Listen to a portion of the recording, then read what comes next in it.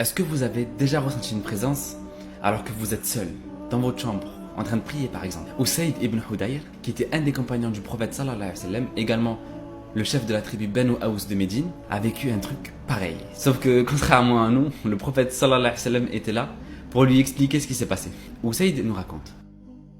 Une nuit, il était dehors en train de réciter Surat al-Baqarah. Bon, je sais pas s'il récitait Surat al-Baqarah durant une prière ou juste en lisant le Coran par exemple, mais il récitait Surat al-Baqarah. Et son cheval était attaché pas très loin de lui. Et quand il a commencé à réciter Surat al-Baqarah, son cheval a commencé à être bizarre. Et d'un coup, il se met à trembler sans raison. Il arrête de réciter et il sort dehors pour voir ce qui se passe. Voir ce que son cheval vient de voir. Il sort et rien. Son cheval était tout calme. Bon, bizarre. Il rentre et il recommence à réciter Surat al-Baqarah chez lui.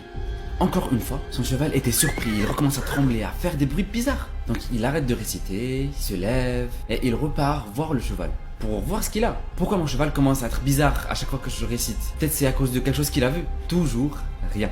Donc il rentre chez lui, il reprend sa récitation et il nous dit, subhanallah, subhanallah, la troisième fois que j'ai repris ma récitation, mon cheval il était tellement ému par ce qu'il entendait, ou il était tellement touché qu'il a failli piétiner mon fils Yahya qui était dehors à côté. Donc, quand même, c'est plus qu'une présence. Grosse interrogation. Le lendemain, il part raconter ce qui s'est passé au prophète sallallahu alayhi wa sallam. Subhanallah, quel honneur. Il lui raconte et le prophète sallallahu alayhi wa sallam lui dit, Iqra ya ibn Hudayr, Iqra ya ibn Hudayr, Iqra ya ibn Hudayr. Ça veut dire lis, oh ibn Hudayr. Il dit au prophète, mais mon fils était à côté. Et le cheval, il a failli le piétiner tellement il était... Et quand j'ai regardé le ciel, j'ai vu des nuages avec des masabih, comme des lampes ou des lumières qui venaient du ciel. Et quand j'ai arrêté de réciter, ils sont partis. Notre prophète sallallahu alayhi wa sallam lui dit, wa tadri ma adak. Ça veut dire, est-ce que tu sais ce que c'est, oh Usayd?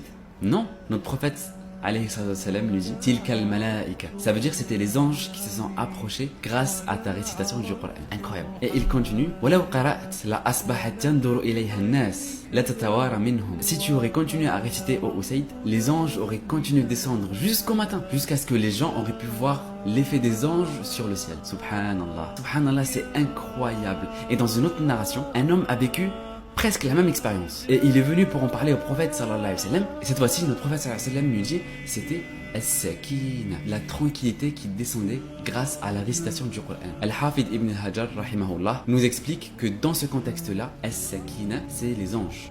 Alors pourquoi? Parce que peu importe où les anges partent, ils ramènent avec eux as-sakina, la tranquillité, la paix. Peu importe où une personne est en train de réciter le Coran, les anges le remarquent comme une lumière qui jaillit de nulle part et ça les attire. Et la plupart des anges ne peuvent pas réciter le Coran. Alors ils s'approchent et l'écoutent et témoignent à Allah Azzawajal pour cette personne, particulièrement à deux moments précis de la journée. Alors on a l'Asr et surtout Al-Fajr. Allah Azzawajal nous dit, Inna Qur'an al-Fajr kana mashhouda. La récitation du Coran durant Fajr a des témoins. Et qui sont ces témoins-là? C'est les anges. Quand ils entendent la voix de cette personne qui récite, ils apportent avec eux une paix. Et cette paix rentre dans la maison. Et devinez ce qui se passe quand les anges rentrent dans la maison. Peu importe les diables, les démons, tout ce qui est négatif qui est dans le foyer est immédiatement expulsé. À tel point que As-Sakina, cette paix, s'installe dans chaque recoin de la maison. Un des signes de la nuit du destin, Laylatul Qadr, c'est quoi? C'est une nuit de tranquillité, de paix. Et surtout, ce qui est incroyable, c'est que chacun d'entre nous peut tester. Vraiment, levez-vous la nuit et juste avant la prière de Subh, récitez du Coran. Et reprenez juste une ou deux pages après avoir fait la prière de Subh. Et je vous promets que juste après quelques jours d'affilée, vous allez commencer à ressentir une paix, une sensation incroyable, indescriptible. Testez et dites-moi.